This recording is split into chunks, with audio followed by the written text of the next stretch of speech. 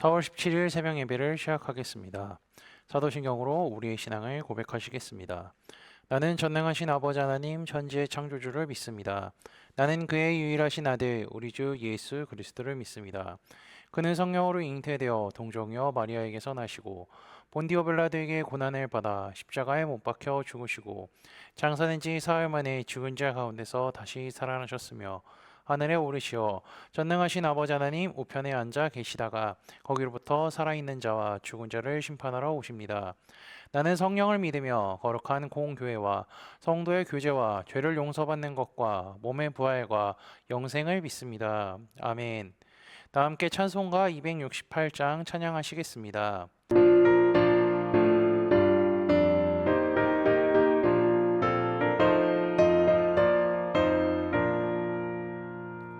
죄에서 자유를 얻게 하는 보혈에는요 주의 보혈 시험을 이기고 승리하니 참 놀라운 능력이로다.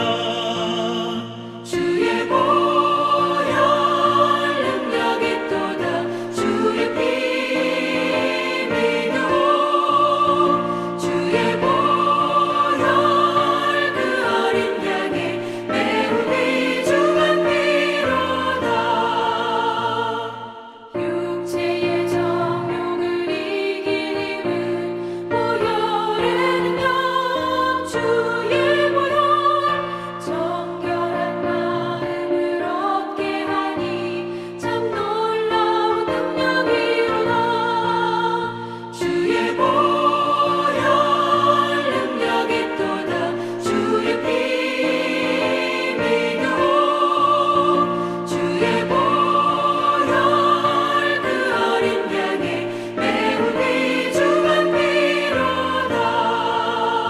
눈보다 더 희게 밝히는 것 보혈의 능력 주의 보혈 부정한 모든 것 밝히시니 참 놀라운 능력이로다.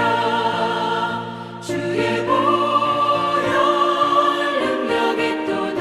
주의 피 믿어 주의 보혈 그 어린 양의 매우 귀중한 피로다. 구주의 복음을 전할 제목 보혈의 능력 주의 보혈 날마다 나에게 찬송 주니 참 놀라운 능력이로다. 주의 보혈 능력이 또다. 주의 피 믿어 주의 보혈 그 어린 양의 매우 귀중한 피로다. 오늘 우리 공동체의 성경 읽기 본문은 누가복음 18장입니다. 그중 9절에서 14절까지를 읽고 말씀을 나누도록 하겠습니다.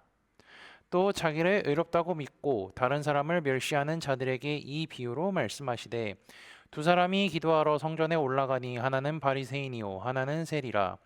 바리새인은 서서 따로 기도하여 이르되 하나님이여 나는 다른 사람들 곧 토세, 불의, 간음을 하는 자들과 같지 아니하고 이 세리와도 같지 아니함을 감사하나이다. 나는 일에 2번씩 금식하고 또 소득의 11조를 드리나이다 하고 세리는 멀리 서서 감히 눈을 들어 하늘을 쳐다보지도 못하고 다만 가슴을 치며 이르되 하나님이여 불쌍히 여기소서 나는 죄인이로소이다 하였느니라. 내가 너희에게 이르노니 이에 저 바리새인이 아니고 이 사람이 의롭다 하심을 받고 그의 집으로 내려갔느니라. 무릇 자기를 높이는 자는 낮아지고 자기를 낮추는 자는 높아지니라 하시니라. 아멘. 누가복음 18장은요 기도에 관한 비유가 등장합니다. 1절에서 8절은요 불의한 재판관의 비유고요. 방금 제가 읽은 건 바리새인과 세리의 비유로 모두 기도와 관련이 되어 있다고 할 수 있죠. 그리고 이 두 비유는요 오직 누가복음에만 나오는 겁니다. 게다가 이 가르침은요, 문맥적인 흐름으로 봤을 때는 제자들에게 주어진 것이라고 할 수가 있죠. 앞장인 17장을 한번 제가 읽어드리겠습니다. 또 제자들에게 이르시되 하고 가르침이 이어지고요. 그 다음에 18장 1절도 이렇게 됩니다. 예수께서 그들에게 항상 기도하고 낙심하지 말아야 할 것을 비유로 말씀하여. 이렇게 내용 흐름으로 보아 17장과 18장은요, 같은 시간 그리고 같은 사람들에게 주어진 가르침이라고 할 수가 있습니다. 게다가 17장 이제 마지막 부분에서는 인자의 나일에 대해 가르쳐 주셨는데 18장에 와서도요, 인자가 올 때라는 표현을 사용하셔서 두 장이 자연스럽게 연결되어 있음을 우리는 또 추가적으로 확인할 수가 있습니다. 그럼 18장 1절에서 8절의 내용을 잠깐 설명하면요, 과부와 재판장 비유는 어떤 기도를 해야 하나님의 자비와 은혜를 얻을 수 있는지 가르쳐주고, 그리고 9절에서 14절의 비유는 어떤 기도가 하나님으로부터 의롭다함을 얻을 수 있는지 가르쳐주고 있다고 할 수가 있습니다. 그리고 이걸 좀 더 다르게 표현해보자면요, 과부와 재판장의 비유는 끈질기 기도를 가르치는 반면에 이 9절에서 14절의 비유는 겸손한 기도를 가르쳐 주고 있습니다. 그래서 겸손한 기도를 가르쳐 주기 위해서 예수님은 겸손을 포커스로 맞춰 주시는데, 주님은 이 비유 이후에 천국이 어린아이와 같은 자들의 것이라고 하는 말씀을 가르쳐 주시며 겸손의 맥락을 계속 이어가고 계시죠. 어쨌든 이 비유의 핵심은요, 바리새인의 기도와 세리의 기도를 비교하고 있습니다. 바리새인은요, 율법을 잘 지키는 경건한 자들의 본보기라고 할 수 있고요. 세리는 율법 밖에서 사는 죄인의 상징입니다. 당시 이스라엘은 로마 제국의 통치 안에 있었기 때문에 로마 제국에 세금을 내야 했죠. 당시 이스라엘이 로마에 바쳤던 세금은요, 자기 1년 수익에 또는 한 달 수익의 28%를 냈다고 합니다. 게다가 이들에게 바쳐진 돈은요, 우리처럼 복지를 위하여서, 우리의 편리성을 위하여서 뭐 도시를 가꾸고 이용하는 데 사용하는 것이 아니라 대부분 순전히 로마 제국을 위해 사용되었죠. 로마는 각 식민지에서 걷어진 돈으로 왕과 권력자들이 호의호식하게 지냈으며 영토 확장을 위한 군비로 사용되기도 했습니다.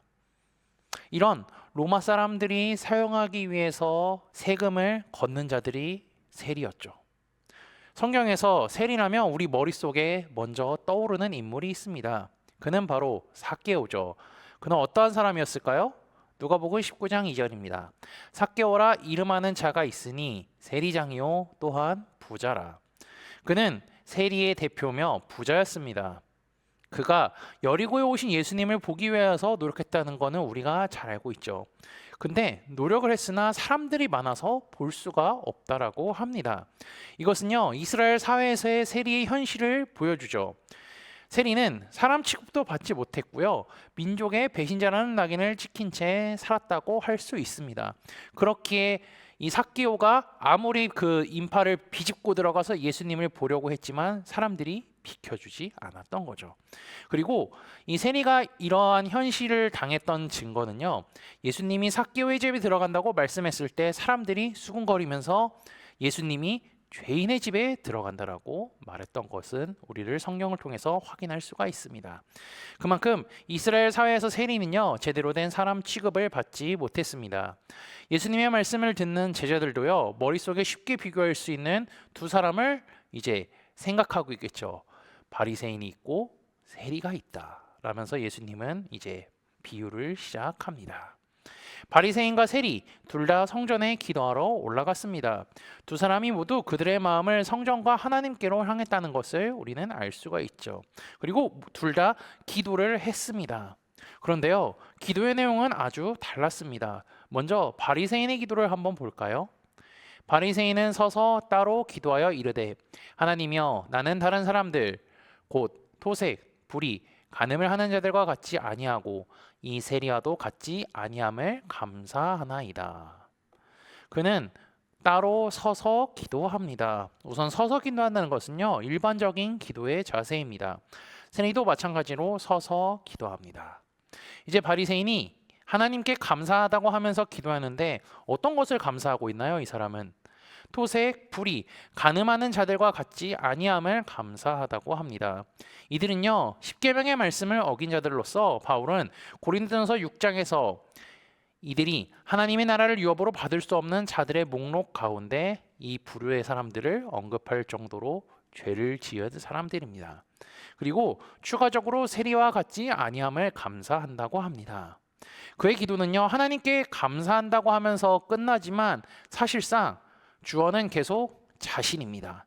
그리고 포커스가 자신에게 향하여 있죠. 바리새인은 그의 기도에서 다른 사람과 자신의 비교를 통하여서 자꾸 그를 드러내는 데 방향성을 맞추고 있다는 것입니다. 그리고 자신이 죄인들과 같지 아니하고 자신이 율법을 지키고 있다는 것을 자랑처럼 여기고 기도하죠. 그는 방금도 얘기했지만 부정적으로 자신이 죄를 범하지 않는 악행들인 토색, 불의, 간음 등을 말하면서 둘째로는 자신의 특별한 경건행위인 일주일에 2번 금식하는 것과 소득의 11조를 바친 것을 자랑합니다. 유대인들은 이 바리새인의 행동과 기도를 듣고요, 이렇게 생각했을 겁니다. 저 사람이 참으로 율법을 잘 지키며 하나님을 잘 섬기는 사람이구나라고 말이죠. 주님은요, 바리새인의 기도에 대해서 말씀해 주신 다음에 그 다음 한 번 더 생각하라며 세리의 기도를 이제 이야기해 주십니다. 세리 역시 성전에 올라가서 기도합니다. 그런데 그는 바리새인과는 다른 행동을 하죠. 먼저 하늘을 쳐다봐야 하는데 쳐다보지도 못하고요, 가슴을 치면서 고백합니다. 하나님, 저를 불쌍히 여겨주세요. 저는 죄인입니다. 세리의 고백과 기도는요, 우리가 성경에 있는 단어 예수님의 말씀을 빌려서 표현하자면 상한 심령이라고 할 수가 있습니다. 그의 고백은요, 시편 34편의 말씀이 생각나게 합니다. 여호와는 마음이 상한 자를 가까이 하시고 중심으로 통회하는 자를 구원하시는도다. 그리고 시편 51편 17절을 보면 하나님이 기뻐하시는 재물은 상한 심령이라는 말씀도 있습니다. 그리고 예수님이 마태복음 5장에서 심령이 가난한 자에게 주신다고 한 선물이 있죠. 심령이 가난한 자는 복이 있나니 천국이 그들의 것이며. 주님은 두 사람의 기도를 가르쳐 주시고 비유의 마무리를 이렇게 하십니다. 내가 너희에게 이르노니 이에 저 바리새인이 아니고 이 사람이 의롭다 하심을 받고 그의 집으로 내려갔느니라. 무릇 자기를 높이는 자는 낮아지고 자기를 낮추는 자는 높아지리라 하시니라. 유대인들이 볼 때에는 바리새인은 의로운 사람이고 세리는요, 죄인이고 사람 취급도 받지 못하는 자입니다. 하지만 주님은 하나님 앞에서 어떠한 사람이 의롭다함을 받는지 정확히 알려주시죠. 예수님은 스스로를 높이는 자는 낮아질 것이며 자기를 낮추는 자는 높아지게 될 거라 말씀하셨습니다. 이것은요, 세리가 바리새인보다 의롭다함을 받을 것이라는 말씀입니다. 왜 그렇게 될까요? 사람이 하나님 앞에서 의롭다함을 받는 것은요, 자신의 의로운 행동 때문이 아니라 오히려 자신의 죄를 하나님 앞에 고백하고 하나님의 자비와 은혜를 의지하는 데 있다는 것이죠. 바울은 로마서 5장에서요, 율법에 대해 얘기해 주는데 율법이 들어온 것은 죄를 더하게 하기 위함이지만 죄가 더한 곳에 은혜가 넘친다라고 하며 5장 21절에 이러한 말씀을 하죠. 이는 죄가 사망 안에서 왕노릇한 것 같이 은혜도 또한 의로 말미암아 왕노릇하여 우리 주 예수 그리스도로 말미암아 영생에 이르게 하려 함이라. 하나님이 율법을 주시는 것은요, 그것을 지키는 데 목적이 있는 것이 아니라 그것을 통하여서 내 자신의 연약함, 부족함, 한계를 느끼고 겸손해지며 하나님께 은혜를 구하는 데 있다는 거죠.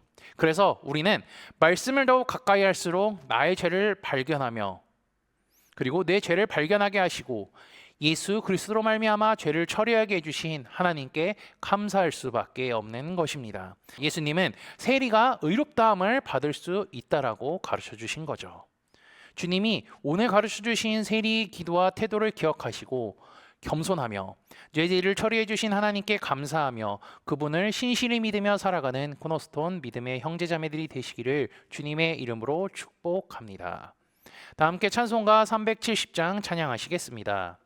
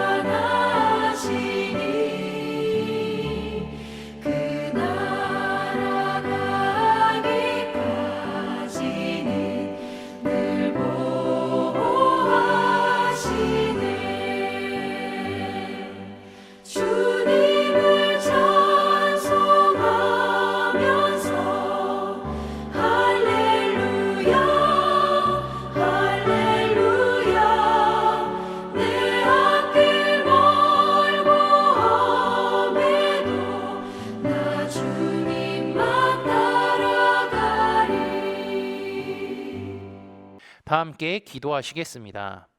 나를 사랑하시고 나를 위해 독생자 예수 그리스도를 보내신 하나님께 감사와 찬양과 경배를 올려드립니다. 주께서 베풀어 주신 은혜로 말미암아 감사하게 하시고 겸손하게 하시니 또한 감사합니다. 오늘도 주께서 창조하신 이 세상을 바라보며 감사할 수 있도록 하시고 온 세상을 주관하시는 하나님의 인도하심 아래 살아가는 하루가 되게 인도하여 주옵소서. 오늘 말씀을 통해 율법을 주신 뜻을 깨달아 주님께 겸손한 자가 의롭다함을 받음을 말씀을 통해 깨닫게 하시니 감사합니다. 율법을 주신 이유를 기억하게 하시고 그를 통하여 내 죄를 더욱 발견하고 예수 그리스도를 인하여서 내 죄를 처리해 주신 하나님께 감사하는 하루가 되게 하옵소서. 지난주 말씀을 기억하며 기도합니다. 하나님의 친구는 늘 듣던 음성을 구분하며 말씀에 순종하는 데 지체하지 않음을 말씀을 통해 깨닫게 하시니 감사합니다. 아브라함이 하나님의 말씀을 계속 듣고 순종하며 살았던 것처럼 우리도 주님의 말씀을 굳게 믿고 순종하며 살아가게 하시고 주의 말씀을 순종하는 데 있어 지체하지 않을 수 있도록 힘과 지혜를 허락해 주옵소서. 아울러 하나님의 친구들이 상황과 상관없이 주님을 예배함을 말씀을 통해 보았으니 우리도 어떠한 상황 속에서도 주님을 예배하며 살아가는 하나님의 친구가 되도록 인도하여 주옵소서. 예수 그리스도의 이름으로 기도합니다. 아멘. 이 시간 합심으로 기도할 제목들을 나눕니다. 먼저 형제 자매들의 고통을 위해 기도하시고 복음을 듣고 구원받는 사람이 많아지기를 위해 기도하시기 바랍니다. 그리고 교회를 이끌어 가시는 사랑하는 담임 목사님과 사역자들을 위해 기도해 주시기 바라며 이번 주 주일에 드려지는 봄 절기 예배를 위해 다음 주 화요일부터 목요일에 진행되는 아가서 말씀 세미나를 위해 5월에 있을 봄 음악회를 위해 소그룹원들을 위해 환우의 건강과 회복을 위해 각자 가지고 계신 기도의 제목들을 놓고 기도하시기를 바라며 오늘도 주 안에서 승리하십시오.